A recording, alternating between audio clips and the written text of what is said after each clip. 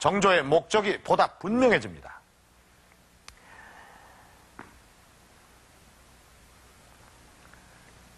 이 수많은 하객들이 참여한 가운데 이 무희들이 춤추고 있는 이 그림은 해경궁 홍씨의 회갑잔치를 그려놓은 것인데 그 행차의 명분대로 아주 성대하게 잔치가 치루어진 것 같습니다.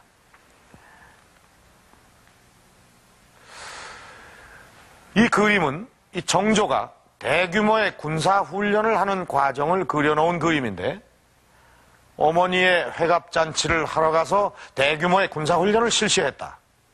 좀 엉뚱한 일인 것처럼 보여집니다. 그런데 사실은 정조가 5천여 명에 달하는 군사를 이끌고 온 것 자체부터가 이 대규모의 군사훈련을 염두에 둔 것이었습니다. 바로 이 군사훈련 속에 이 화성 행차에 또 다른 목적이 담겨져 있었던 것입니다. 서장대 성조들은 정조가 아버지 사도세자의 무덤을 참배한 직후 야간 군사훈련을 실시한 상황을 그려서 병풍으로 만든 것이다. 그래서 훈련 규모를 한눈에 파악할 수가 없다. 화성전도와 비교해서 성조들을 원래의 모양으로 바꿔보기로 했다.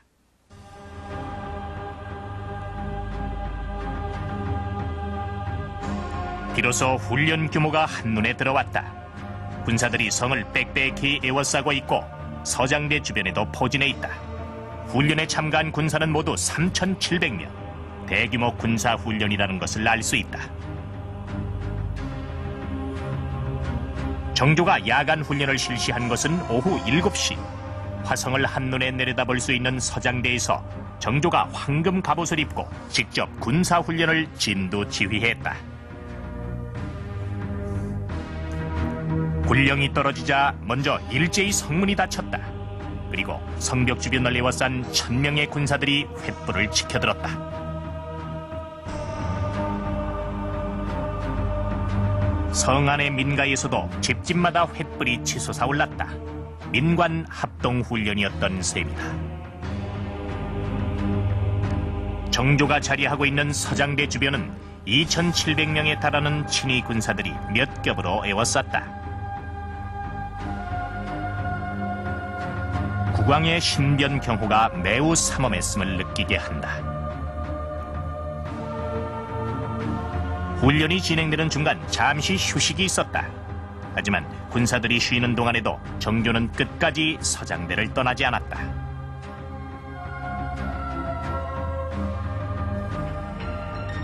공격과 방어를 반복하는 이날 훈련은 다음날 새벽 5시까지 계속됐다.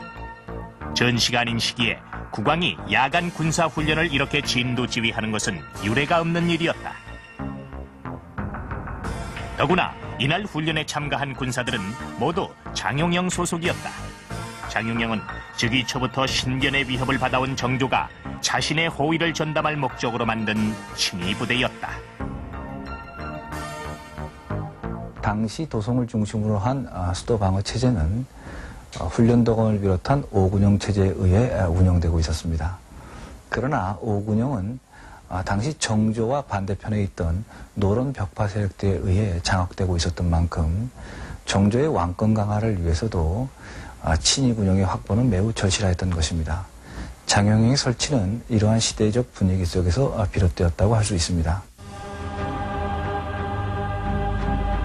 화성 행차 2년 전 정조는 한양에 장용영 내영을, 화성에 장용영 외영을 설치, 5천여 명의 친위 군사들을 주둔시켜놓고 있었다. 당시 수도권 방어는 오군영이 담당하고 있었지만 오군영은 노론 벽파가 장악, 완전히 사벽화된 상태였다. 장용영을 강화시키기 위한 정조의 노력은 무예 도보 통제의 발간으로 이어졌다. 접근전에 대비한 24기의 무예를 체계화한 것이다.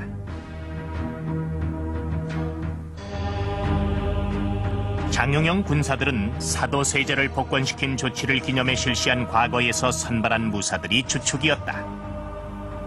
이들을 무예 도보 통지에 실린 검술에서 마상 편곤까지 24기의 전투술로 연마시켜 정예 부대로 양성했던 것이다. 이런 장용형 군사들을 이끌고 정조가 직접 훈련을 실시한다는 것은 군사권에 대한 정조의 집념을 보여주는 것이었다.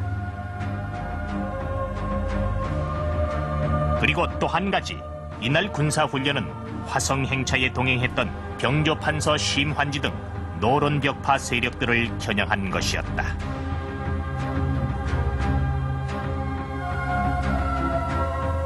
화성에서의 군사훈련의 의미는 정조가 개혁정치를 추진해가는 과정에서 그동안 제동을 걸어왔던 노론벽파 세력들 앞에서 국왕권의 물리적 기반이 확실히 섰음을 과시하는 동시에 이들을 압박하여 이후 전국의 주도권을 장악하려는 정치적 의도가 반영된 것이라고 할 수 있겠습니다.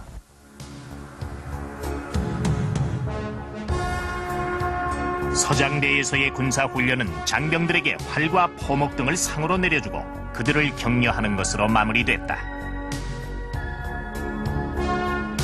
정조로서는 향후 전국 운영에 있어서 자신감을 다지고 개혁의 의지를 확고히 하는 순간이었다.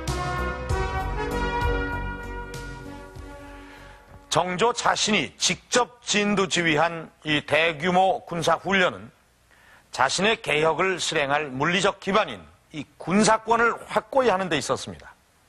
그리고 그 군사권을 바탕으로 이후의 전국을 정조 자신이 직접 주도하겠다는 의지의 표현이기도 했습니다. 그러나 그것은 반대 세력이었던 노론 벽파에게는 커다란 위협으로 느껴졌을 것이 분명합니다. 그렇다면 정조는 이러한 힘을 바탕으로 어떤 정치를 꿈꾸었던 것일까요? 이 병풍 안에 정조가 무슨 생각을 했는지 잘 드러내주는 또 하나의 그림이 있습니다. 바로 이 장면입니다. 정조가 화성에서 양로잔치를 베푸는 모습입니다. 이 양로잔치에는 영의정을 비롯해서 일반 백성에 이르기까지 아주 다양한 계층이 함께 초대가 되었습니다. 신분을 초월한 양로잔치는 그 자체만으로도 정조의 개혁이 어디로 향하고 있는지를 엿볼 수 있게 해줍니다. 화성행차 마지막 날, 정조는 낙남혼에서 노인들을 초대해 양로잔치를 열었다. 화성에 거주하는 노인들을 대상으로 한 것이다. 당시 상황을 담은 이 양로연도를 보면 정조의 자리가 있고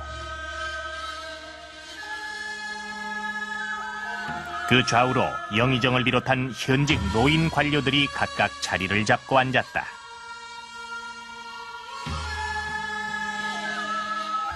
전각 아래에는 잔치에 초대된 노인들이 나란히 줄지어 앉아있다.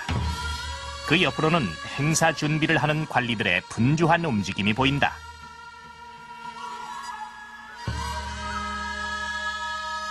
노인들에게 대접할 음식상을 나르고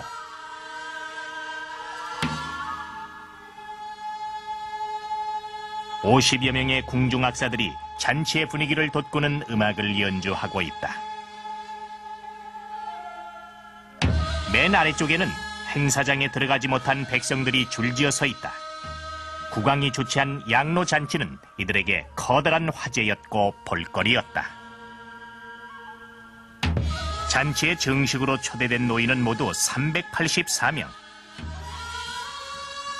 정조는 이 노인들에게 비단 한 필과 꽃 2송이를 선물로